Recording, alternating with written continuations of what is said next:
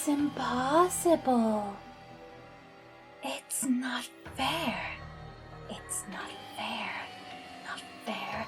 Not fair. Not fair. Not fair. Not fair. Not fair. Not fair! Hi guys, I'm kyokaxiavon and welcome back to my channel.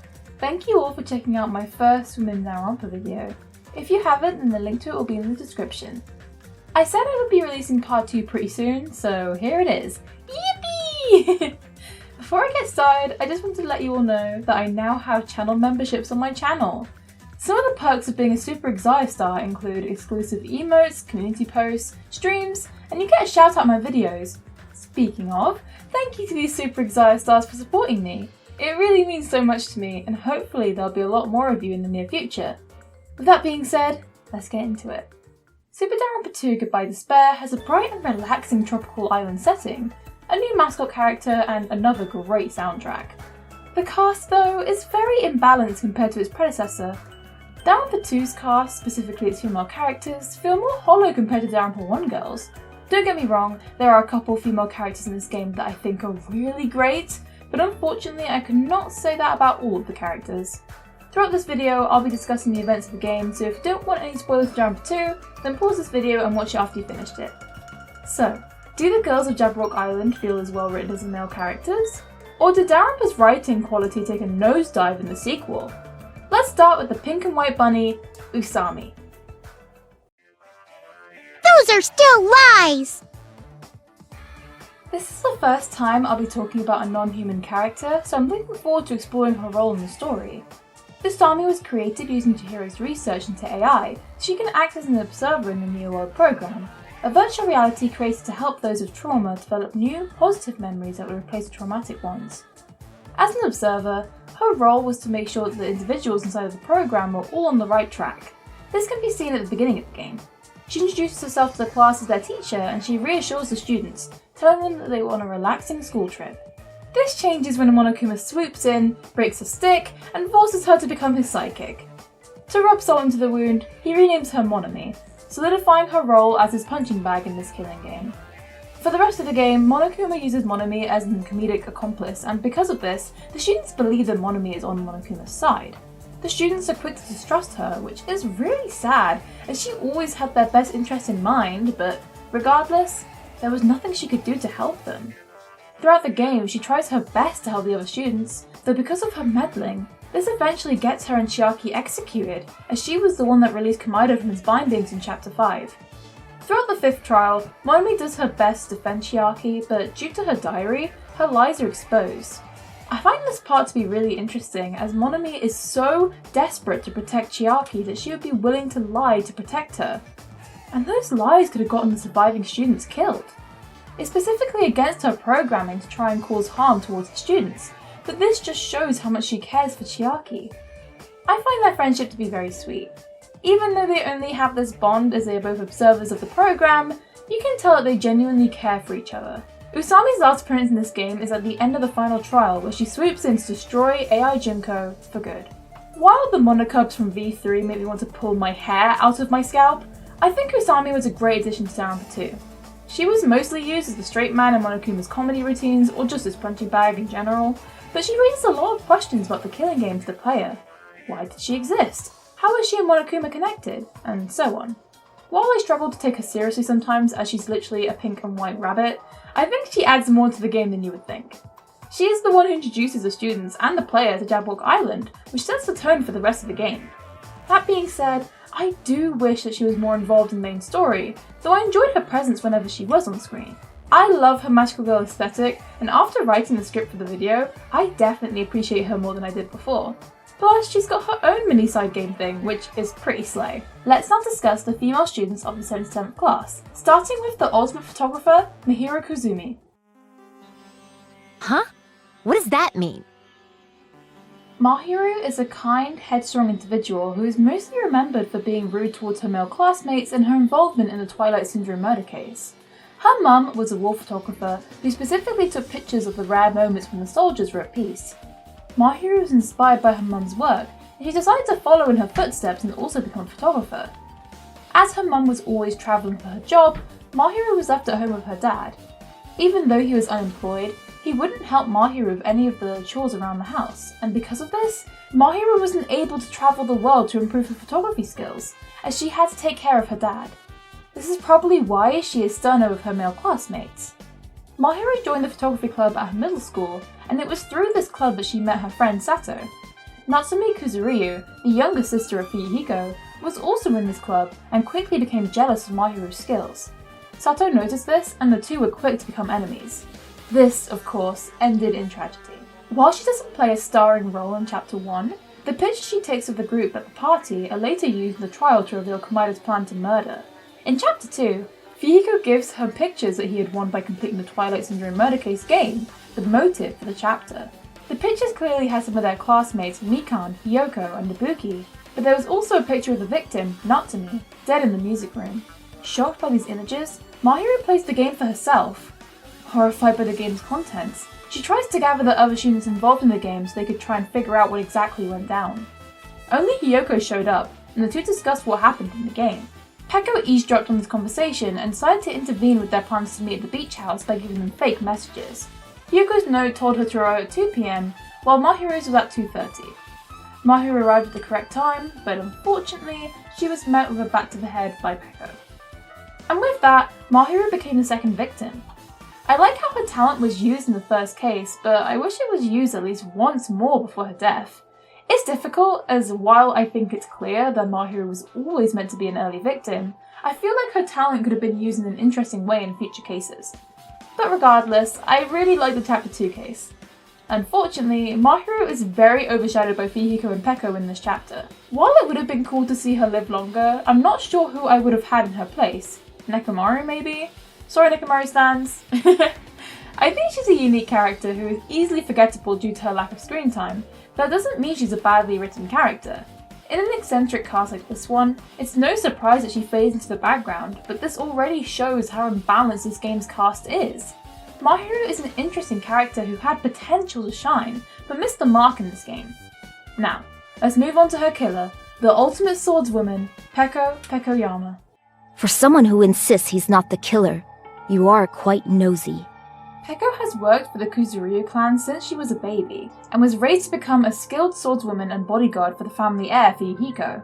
Though Peko is very skilled with a katana, she is exclusively seen using her shinai sword in Danganronpa 2.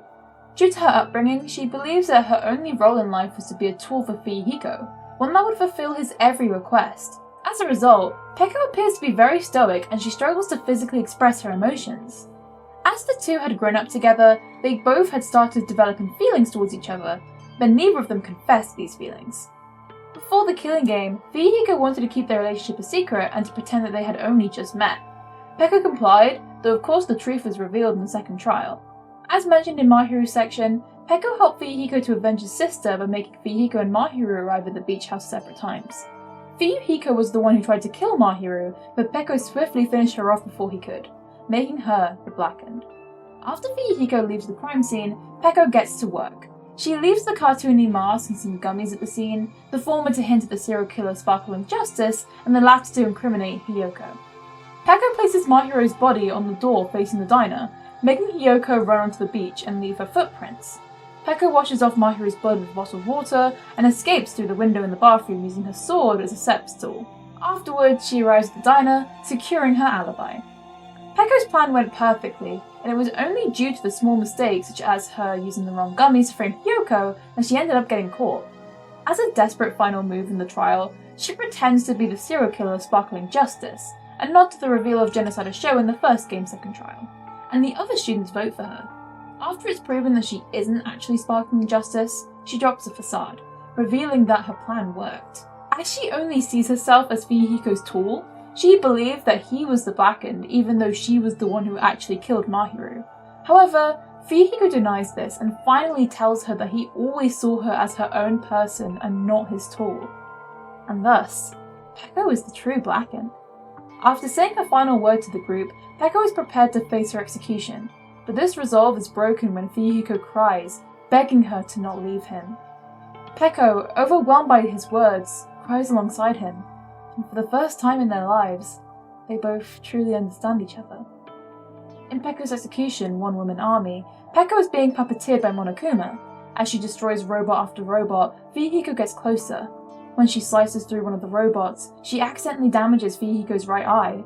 Distraught at the thought of hurting Fuyuhiko, Peko holds him close as the army of robots stab them both repeatedly. Fuyuhiko lives through this execution thanks to Peko's body shielding him. This whole part of the trial is so heartbreaking and a pleasant surprise. When I first played this game, I knew that there was more to Fuyuhiko than just being a rude loner, but the reveal of his relationship with Peko was completely unexpected.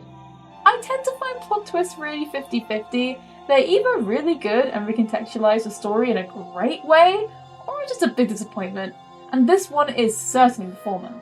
Fuyuhiko is, in my opinion, one of the best characters in the whole series due to how he deals with the guilt of Peko's death and how he's determined to not let her down by getting more involved with his classmates. While this does fall into the fridging trope, it's clear that Peko was her own person outside of being Fuyuhiko's tool, though I wish we got to see more of this in the main story.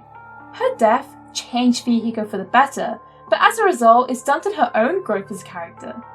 That aside, she is an interesting character in her own right, and I like how her free time events further explore who she really is.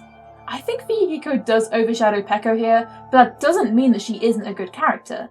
Oh, you mean that thing that obviously screams, "I am the murder weapon!" So Buki Miyoda is the ultimate musician, and I'm just saying this now, she's probably my favourite character in the whole series. She's eccentric, kinda weird and loud in the most enjoyable way possible. The first time she was interested in music was when she joined her middle school's light music club. They became a popular girl group, though she eventually left the group due to creative differences. Since going solo, Ibuki's music lent more into the heavy metal genre. I unironically really like her songs. I have From Me to You Too on my playlist and I am proud of it. Ibuki has excellent hearing, which is used in the first case as she could remember everyone who spoke during the blackout. This ends up exposing Teru Teru as the Blackened. In Chapter 3, Ibuki performs her banger for the group to celebrate Fuyuhiko's return, though only Hiyoko likes her music. The rest just don't have any taste. The next morning, Monokuma reveals the third motive, the despair disease. Ibuki is one of the students who gets infected. She gets the gullible disease, making her do whatever anyone told her to, and unfortunately, she is killed during her stay at the hospital. I remember when her death was revealed and I was so devastated. I knew that over-the-top characters such as Ibuki never survive a Danganronpa game, but I really didn't want to see her go. While I think there was potential to make her a more fully rounded character, as she was clearly upset by Togami's death, it was clear that the writers only wanted her to be comedic relief. Ibuki definitely could have done more, but I'm also satisfied with her role in the story. She was never meant to be as complex as Komaeda, or a survivor like Fuyuhiko, but she definitely could have been. There's a lot of characters in this series that I think had a lot of potential to have more involvement in the story than they did, and I think Ibuki is one of those characters. She still could have been wacky, but there were definitely some moments where she could have been more down to earth and vulnerable. It's a shame that the disease takes away so much of her screen time before her death too, as the times where she does appear, she's not even herself. I'll get more into my issues with the despair disease later, but I think Ibuki is really fun. Too bad you're so stupid and boring and unpopular. Hiyoko Saionji is the ultimate traditional dancer. The Saionji clan owned a traditional Japanese dance school, so since birth, Hiyoko's been trained to become a traditional dancer. Her family were very strict towards Hiyoko as she was the heir to the family, but due to their famous status, Hiyoko was pranked by her jealous peers in some of the cruelest ways possible. Some of these include having pins in her shoes, dead mice scattered on her bed, and even her food being poisoned. Hiyoko was very attached to her dad, who had married into the family, and because of that, he was considered to be a low rank in the clan. He tried to protect her from becoming the head of the clan, but Hiyoko was taken away from her parents by her grandma so she could be raised to become the perfect heir. Due to her upbringing, Hiyoko looks down on others that she considers low class, and as a result, she becomes a vile, cruel girl by the time she enters Hope's Peak. From the get-go, Hiyoko establishes herself as a bully. While she teases everyone, she quickly makes Kazuichi and especially Mikan her main targets. It's revealed in Chapter 2 that Hiyoko hasn't bathed, as she cannot put on her kimono without assistance. Mahiru sympathizes with Hiyoko and helps her bathe. This makes Hiyoko get closer to Mahiru, though as I discussed earlier, this ends catastrophically. At the beginning of Chapter 3, Hiyoko makes a memorial for Mahiru in the cafeteria. She believes that the memorial she made would make everyone feel better, but it has the opposite effect. She admits that she was the one who created the memorial, and as she has good intentions, the group decides to keep the memorial intact. When she moves into the motel of some of her classmates, she refuses to leave her room due to the despair disease. Sonia notices that the door to her room is open. She goes in to check up on her. She sees Hiyoko crying in her room. This is because Hiyoko bathed and tried to put her kimono back on like Mahiru taught her, but she wasn't able to do it. Sonia suggests that she uses the mirror in the concert venue, and when she arrives, she is of course killed by Mikan. Hiyoko is probably one of the most hated characters from this game, and it's completely understandable. She is rude and mean to pretty much all of the characters except Mahiru, and she is especially cruel to Mikan, a character the player probably feels a lot of sympathy for. But she was also a teenage girl who had a sheltered upbringing, and the only people she had interacted with outside of her family were cruel to her. This doesn't excuse her behaviour, and she should be held accountable for her actions, but it allows us to understand why she is the way that she is. It's well known that Hiyoko was originally meant to survive Danganronpa 2, but was instead replaced by Hiyoko. I can see why, as they both have similar arcs, but I wish there was a way for Hiyoko to survive at least a bit longer. It's sad that she was killed right when she would be independent for the first time in her life, just so Chapter 3 could have its staple double murder. I'll get more into this later, but I think Hiyoko could have been a survivor alongside Hiyoko, as I feel like some of the survivors in Danganronpa 2 didn't really feel deserved. The same can be said for some of the survivors from the first game, such as Hagakure, but at least most of them had some sort of character growth throughout the game. To me, only Hajime and Hiyoko felt like true survivors, and I think Hiyoko could have easily been a part of that as long as they had made her character growth different to Hiyoko's. It was unfortunate that she was killed right when she was going to change her life for the better, but I also enjoyed her role in the story. Yes, she was unnecessarily cruel towards her classmates, but that's what made her so interesting, as under all those insults, she was just an insecure young girl who truly did care for those around her. Like Ibuki, she had a lot of potential that was unfortunately ignored by the writers. Me too! Please, take me home already! So, here we are. I'm finally going to be discussing Mikan. Oh boy. Mikan was the reason I wanted to make my Women in Blank videos around Danganronpa in the first place because, oh my gosh, a lot went wrong here. I just want to preface this section by saying that I think that Mikan is a very tragic character who deserves so much love and support. It's just how the writers used her that I find particularly frustrating. So, let's get into it. Mikan Sumiki is the ultimate nurse. She had a very tragic upbringing as she was physically and emotionally abused by both her family and peers. These people made Mikan do inhuman things such as eat live bugs and throw darts at her for their own entertainment. And as a result, Mikan became a very timid individual who believed that being mistreated was better than being completely ignored. As she was afraid of being alone, she let these people do whatever they wanted to her. Mikan learned to take care of the wounds these people would inflict on her as no one else would help her, and as a result, she became a very skilled nurse at a young age. As she studied nursing, she realised that she enjoyed having others rely on her when they were sick, as she believed that she had control over them. As she's a nurse, she's very useful in the first two trials as she can determine what sort of weapon would use to kill a victim in the time of death.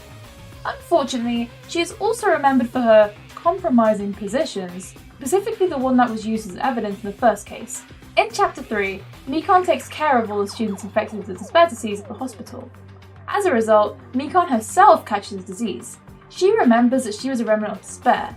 Desperate to appease her beloved, Mikan makes an elaborate plan to murder Ibuki. As she was setting up her body in the concert venue, Hiyoko walks in on her, resulting in Hiyoko also getting killed. Mikan's whole murder plan was absolutely bonkers, and definitely wouldn't have worked in real life, but she is revealed to be the Black End in the third trial. As I mentioned earlier, I don't really like the despair disease motive.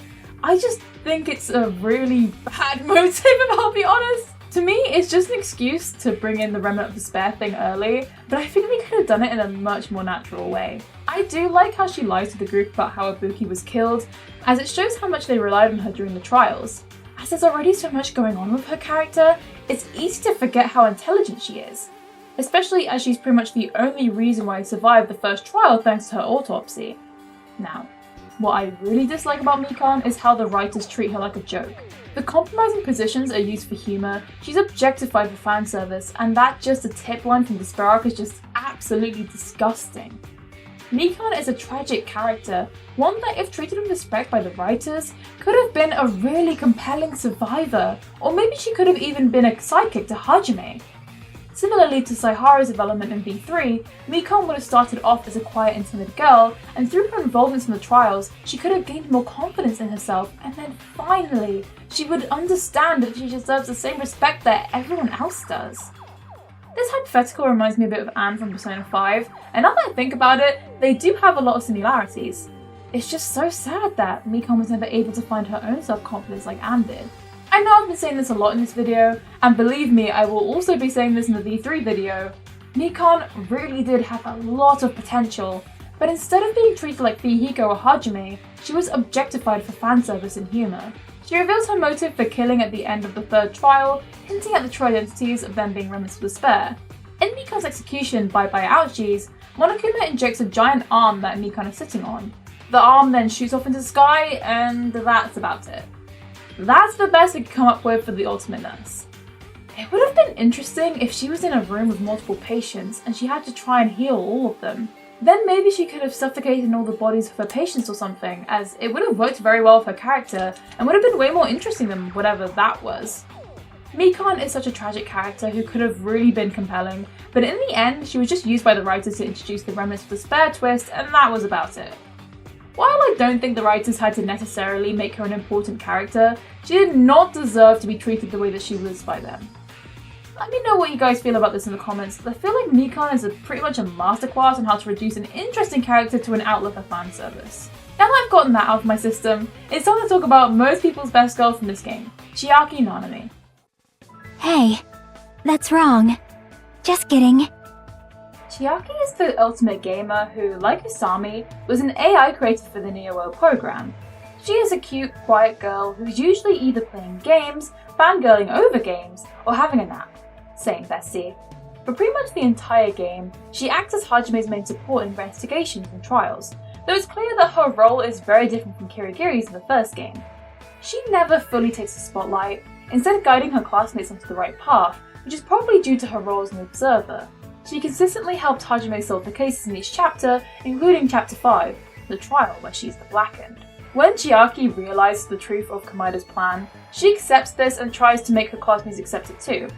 Out of everyone, Hajime is the most distraught by this revelation, and this was definitely felt by the player too. Chiaki was never a favourite of mine, but she was still a very sweet character who had a cute design and was nothing but helpful in the trials. She quickly became a popular character in the fandom for these reasons, and it's completely understandable. But I feel like in this game, she never really felt like a fully fleshed out person. While you could say this is because she's an AI, I have a similar issue with her character in Despair arc. She's pretty much exactly the same as she was in the game, and while I can understand why the writers didn't want to change her character too much in case the audience didn't like it, I really think they missed the opportunity here to reinvent Chiaki's character. However, I do like how Chiaki and Hajime's relationship was portrayed in the anime compared to the game, as their interactions felt more natural compared to how their relationship developed in the game. Chiaki's execution, please insert coin, is one of my favourites in the series, but this isn't due to the emotional impact. But instead, I like how creative and twisted it is. Make Chiaki and Usami run through classic arcade games and then get squashed in Tetris? Sign me up! Chiaki comes back from the dead during the final trial to motivate Hajime to keep fighting, and it is a sweet moment, but it makes me think of the fridging trip again.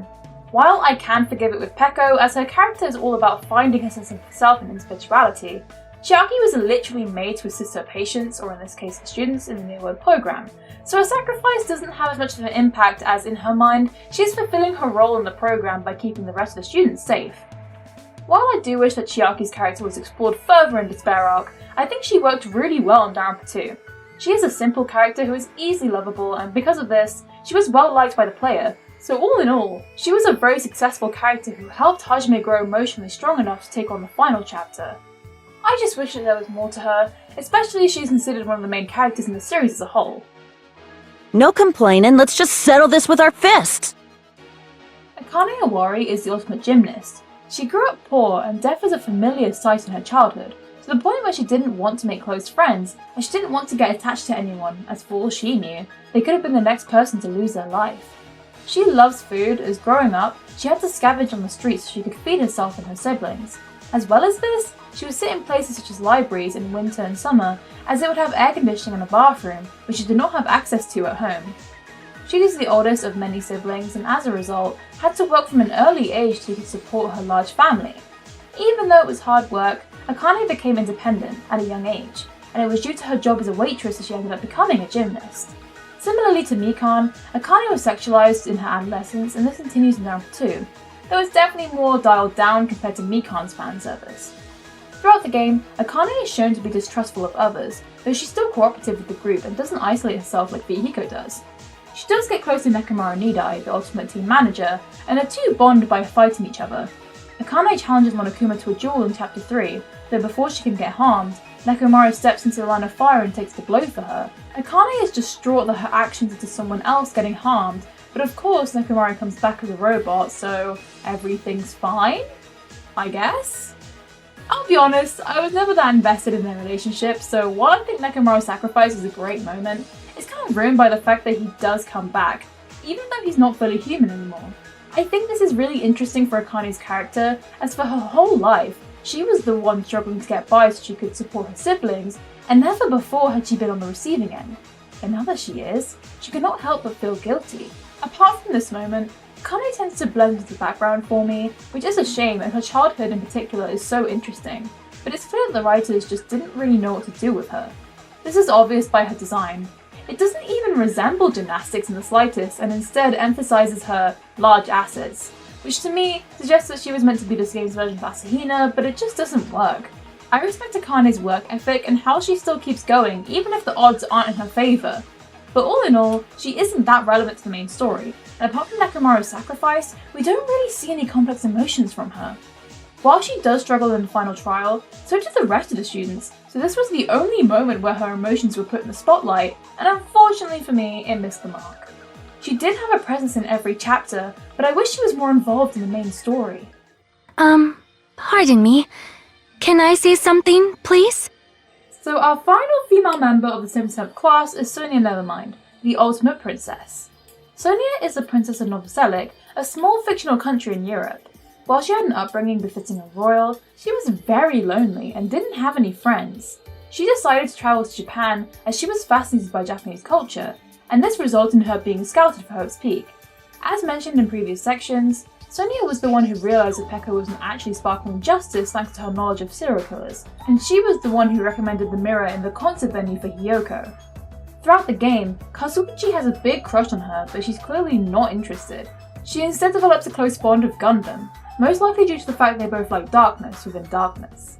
She is distraught when she discovers that Gundam was the killer in Chapter 4, and while I did find the dynamic to be cute, I think that Kusapeko did it first and unfortunately did it better. While they did have small interactions scattered in the chapters, they were forgettable enough that by the time that Trial 4 rolls around, I've pretty much completely forgotten about their relationship. Sonia does help the group discover that Kamai's bombs were actually fireworks, but apart from that, she doesn't do much after this chapter. I like how even though Sonia is a beautiful girl of noble heritage, she has a weird side to her such as her love of serial killers and the occult, and I wish this was more present in the main story. But all in all, Sonia's a pretty inoffensive character who you can't really go wrong with. Sonia's section in this video is so short compared to the others, and honestly, I just don't really have much to say. Yes, she's a nice, polite, and a bit of an odd person, but when compared with characters such as Ibuki or Komaeda, she is pretty forgettable. While I do like that she had a more subdued personality compared to the others, it does her a disservice in the end, as unfortunately she isn't very memorable. If anyone disagrees with me here, please let me know in the comments, as apart from some funny interactions she had in this game, I can't really remember she did anything else of relevance. And that's the video! Wow, it was definitely very different from the first part, and I just want to clarify that I don't dislike this game or its cast, but I definitely think that there was a slight downgrade in the character writing in this game compared to the first. It's strange, as there's characters such as Komaeda, who are very complex and interesting, and then there's characters like Mahiru or Hiyoko, who were interesting, but were killed before they even had the chance to develop. The main issue I have with the women of this game is just the wasted potential.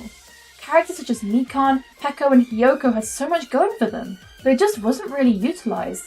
This is of course to varying extents, as Peko has a nice moment with Hiyoko before she goes, while Hiyoko however was murdered before she even had the chance to develop. The pieces are definitely there, but sadly they just weren't utilised. I will always appreciate how this game went above and beyond the original in so many ways, and while the cast felt even wackier than before, I think it's to this game's detriment, as most of the cast are characters of human beings, or just aren't human. Literally. DR2 is very popular, and for good reason, though I wish the cast of this game was as strong as the first game's cast. And let's hope that V3 doesn't have a female character sacrificed for the development of a male one. Thank you all for watching. As I hinted there, I will be making a final part of my Women in Danganronpa series soon with V3. Let me know if you want me to discuss some of the female characters from Future Arc, Despair Girls, or the light novels as well, as some of them are really interesting. I wasn't originally going to talk about the anime at all, but I thought it was necessary for Chiaki's section as it was the only time we've seen her as a human being, so I'm open to exploring it in part 3 alongside V3, if you guys are down for that too. Please let me know what you guys thought about the video in the comments, and I always love to hear your thoughts. Usually I'll miss a detail, so if I did miss some information then please let me know. And remember, don't forget to subscribe!